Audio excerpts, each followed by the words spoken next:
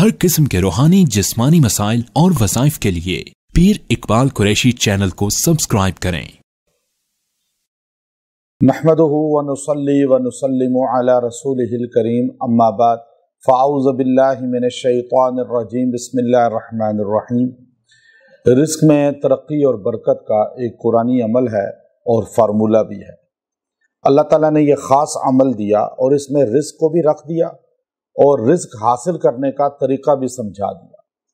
चूँकि इंसान रिस्क के लिए मेहनत तो करता है, हर बंदे की कोशिश होती है कि मैं पैसा कमाऊं और मुझे ज़्यादा से ज़्यादा जो है दौलत मिले, लेकिन उसके लिए जो तरीका इख्तियार करता है वो अक्सर कुरान और सुन्नत के मुनाफी होता है, और जिसकी वजह से पैसा बाज़ औक़ात बंद हो जाता है। इंसान के पास दौलत आ जाती है, महल्लात आ जाते हैं, गाड़ियाँ आ जाती हैं, लेकिन वो हराम का होता है या अल्लाह की नाफरमानी का होता है, और वो उसके लिए वबाल और अजाब बनता रहता है। फिर सारी ज़िंदगी पैसा होकर भी वो टेंशनों में, परेशानियों में, ज़िल्लत में और आजमाइशों में रहता है।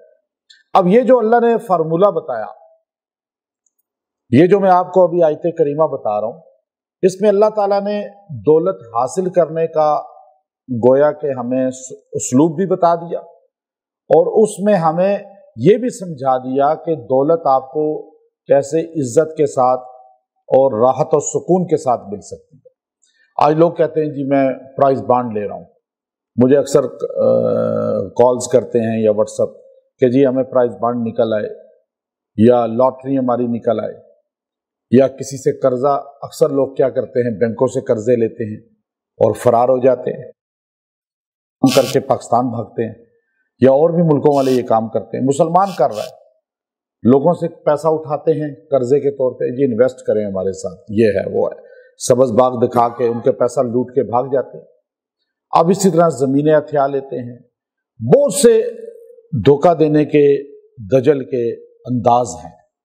लोग समझते हैं कि हम इस तरह बहुत मालदार बनेंगे और जल्दी जल्दी बन जाएंगे और बहुत ऊपर चले जाएंगे, लेकिन एक चीज़ बड़ी मुसल्लम है कि ऐसा करने वाला हमेशा कंगाल ही नजर आता है, परेशानियों में ही नजर आता है, आपको राहत और सुकून में नहीं आएगा। क्योंकि अल्लाह का फैसला यही है कि जिसको एक किसी की बद्दुआ लग जाए तो आप सोचिए उसका बेड़ा गर्क होता ही नहीं होता, और जो कितने लोगों के साथ धोखा करेगा तो उनकी बद्दुआएं कितनी लेगा। तो ये आज हर इंसान को सोचना चाहिए, मुसलमान नहीं इंसान, कि लोगों की आ ना लें, बद्दुआएं ना लें। अल्लाह ने कुरान पाक में यहाँ एक अंदाज बताया कि मुजाहिदीन जैसे जाते थे और काफिरों के मुल्कों पे हमला करते थे, तो वहां पर जो है काफिर पहले उनको कहते भाई कलमा पढ़ो, दूसरा कहते कलमा नहीं पढ़ते जिजिया दो, अगर जिजिया भी नहीं देते टैक्स तो फिर हम तुमसे किताल करेंगे, फिर लड़ेंगे दू बदू। उसमें माल गनीमत भी मिल जाता, उसमें कैदी बहुत से मर्द औरतें बन कर आते, और इस तरह जो है ये तकसीम होते तो मुजाहिदीन बहुत खुशहाल हो जाते, उनको दौलत मिल जाती और खादिम और नौकर नौकरानियां भी मिल जाती। तो अक्सर क्या होता कि जब ये तलवार उठाते थे किसी पर, तो एकदम जो है खौफ के मारे बाज़ औक़ात लोग पढ़ना शुरू कर देते, ला इलाहा इल्लल्लाह, हम कलमा पढ़ते हैं, मारो नहीं हमें। तो एकदम जो है बाज़ औक़ात एक काफिर को यूं तलवार मार दी उसने, मुजाहिद ने एक ने, तो नबी पाक सल्लल्लाहु अलैहि वसल्लम की खिदमत में आकर पूरा वाक़या बता दिया।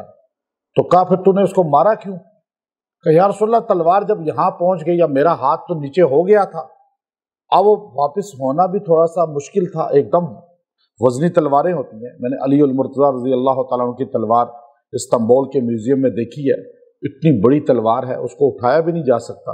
आप और मैं तो उसको उठा भी नहीं सकते, वो तो शेर खुदा थे।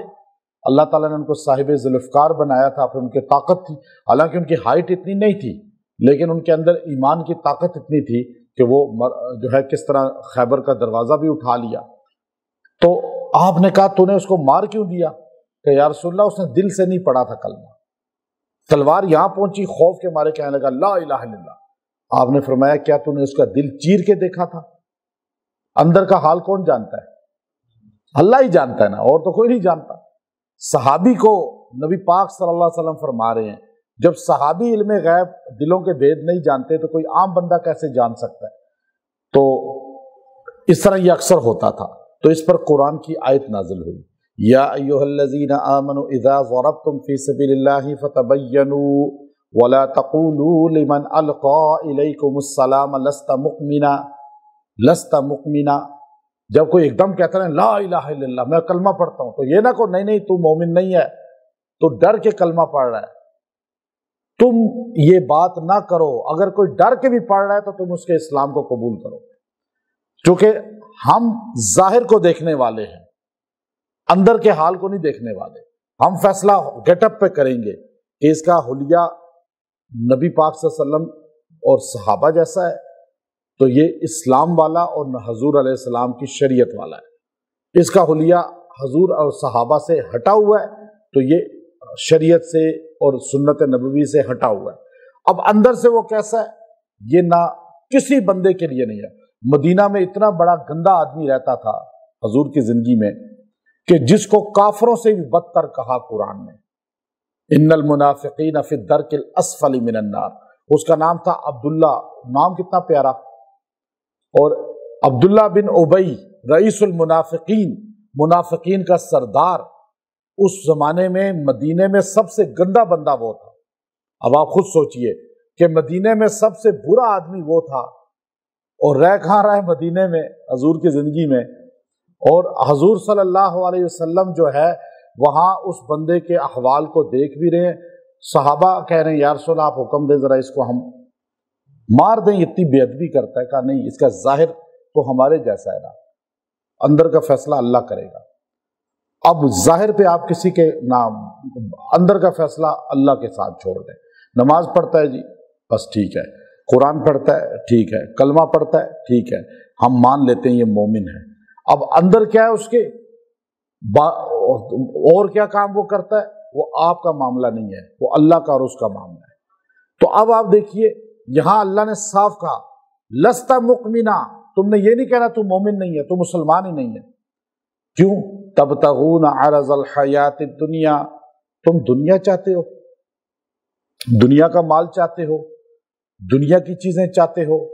فعند اللہ مغانم کثیرہ، تو یاد رکھو اللہ کے پاس بہت بڑی تعداد میں غنیمت نہیں مغانم ہے، اتنا مال ہے کہ تم سوچ بھی نہیں سکتے۔ اللہ کے پاس انبار ہیں، خزانے ہیں، مال و زر کے، سونا چاندی کے، دولت کے، تو تم اللہ سے مانگو نا۔ تم کیوں اس پر تلوار چلا رہے ہو، لوگوں کی گردنیں کاٹ رہے ہو، لوگوں کو برا کہہ رہے ہو؟ جیسے آج لوگ کہتے ہیں کہ آج بہت بڑی تعداد دولت کمانے کے لیے حلیے غلط اختیار کرتی ہے۔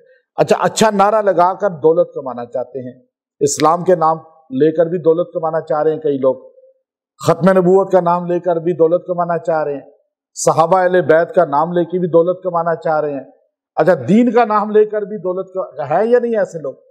اچھا اب آپ کیوں یہ نام لے کے کرتے ہیں؟ آپ اللہ سے مانگیں، آپ لوگوں کے مالوں پہ قبضہ نہ کریں، لوگوں کی زمینوں پہ قبضہ نہ کریں، جوا نہ کھیلیں، شراب نہ بیچیں، حرام کام نہ کریں۔ کیوں آپ یہ سارا کام کرتے ہیں؟ لوگوں سے قرضہ لے کے بھاگ جاتے ہیں، کیوں؟ کہ میرے پاس پیسہ آ جائے۔ اللہ نے صاف کہا تبتغون عرض الحیات الدنیا، تم دنیا کی حیات کے لیے مال جمع کرنا چاہتے ہو، موت کے بعد تو کام نہیں آئے گا تمہارے، پکی بات ہے، لیکن تم دنیا چاہتے ہو نا رونق بنانی۔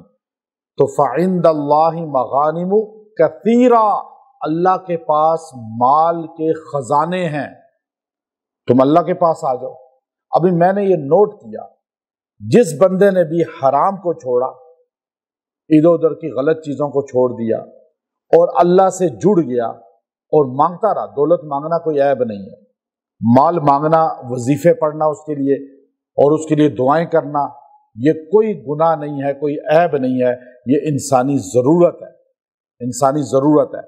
اب آپ چاہتے ہیں کہ آپ کا دولت آئے لیکن عزت کے ساتھ، آپ کے لیے آزمائش نہ بنے، تو آپ لوگوں حرام چیزوں کو چھوڑ دیں، لوگوں پہ فتوے لگانا چھوڑ دیں، لوگوں کو برا کہہ کے کہ کسی کے جو ہے مال کو حاصل کرنا چھوڑ دیں۔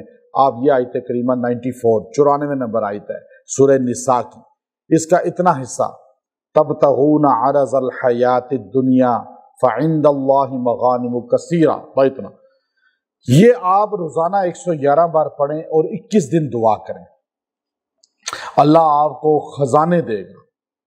کاروبار کرتے ہوئے پڑھیں، نوکری کرتے ہوئے پڑھیں، نہیں ہے نوکری کاروبار پھر پڑھیں، بہت تھوڑا پیسہ ہے پاس پھر پڑھیں، اللہ اگر تھوڑا ہے تو خزانہ دے گا، مغانم کثیرہ دے گا۔ تو آپ سارے اس کو پڑھیے، تبتغون عرض الحیات الدنیا فعند اللہ مغانم کثیرہ۔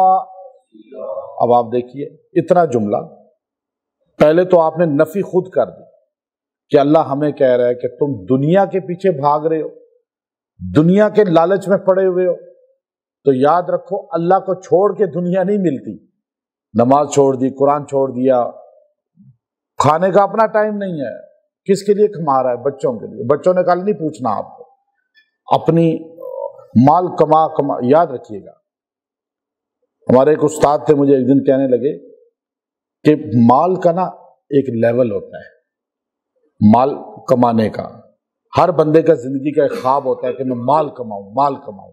مال کماتے کماتے کماتے ایک لیول جب آپ پہنچ جاتے ہیں نا، کراس کر جاتے ہیں، بس اتنا مال ہو گیا کہ بس حد سے زیادہ۔ جب تک آپ مال نہیں کماتے نا اس لیول تک، تو آپ کی ویلیو ہوتی ہے گھر میں، خاندان میں، بچوں میں، بیوی میں، بہن بھائیوں میں۔ جب آپ وہ لیول کراس کر جاتے ہیں تو پھر آپ کی ویلیو ختم ہو جاتی ہے، مال کی ویلیو شروع ہو جاتی ہے۔ پھر بچے بھی کہتے ہیں کب ابا یا اماں اٹھیں گے، ہمیں یہ پیسہ مل جائے گا، بہن بھائی بھی کہتے ہیں، بیوی بھی کہتی ہے، خامد بھی کہتا ہے، رشتے ناتے بھی کہتے ہیں۔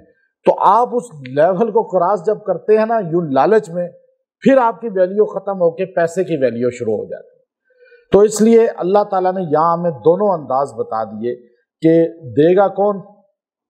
اللہ دے گا۔ اب ہم مانگنے والے بنے اور آپ اظہار کریں کہ میرے اللہ کے پاس مال کے خزانے ہیں۔ اچھا، یقین جتنا مضبوط کے ساتھ آیت پڑھیں گے آپ کو مال ملے گا۔ آپ ایک دم راتوں رات نہیں ہوتے، لوگ کیا چاہتے ہیں راتوں رات ہو جائیں، نہیں، آپ انشاءاللہ آپ کچھ عرصہ کریں اور اس اسلوب کو سامنے رکھ کے چلیں، تھوڑے عرصے بعد اللہ آپ کو خوشحال۔ ہر بندہ بہت مالدار نہیں ہو سکتا، آپ اپنی فیملی میں سٹرونگ ہو جائیں گے، اپنے خاندان میں سب سے اوپر ہو جائیں گے، یہی مالدار ہونا ہے۔ اب سارے تو جو ہے نا یہ نہیں بن سکتے کہ وہ $2 ارب کے مالک سارے ہی ہو جائیں۔ ہر بندہ اپنی فیملی میں اوپر ہو جائے مالی لحاظ سے اور خوشحال ہو جائے، بھیک نہ مانگے، کسی سے قرضے نہ مانگے، تو انشاءاللہ اس آیت کریمہ کو اپنا وظیفہ بنائیں، کثرت کے ساتھ پڑھیں۔ جب روزانہ اس کو پڑھا کریں، جتنا گنتی زیادہ کم کریں گے آپ کو فائدہ ہی فائدہ ہوگا، زیادہ بھی پڑھ لیں تو فعند اللہ مغانم کثیرہ۔ فعند اللہ خالی اتنا بھی پڑھیں چلتے پھرتے تو اللہ آپ کو مغانم کثیرہ دے گا انشاءاللہ۔ پہلی جو جز ہے تبتغون عرض الحیات الدنیا، یہ آپ کی نفی ہے، آپ کے اندر سے حرص، لالچ نکلتی ہے۔ اور اگلا جملہ اللہ کی طرف سے پیسہ دولت اس کو لانے کا ذریعہ بنتا ہے۔ وآخر دعوانا الحمد للہ رب العالمین۔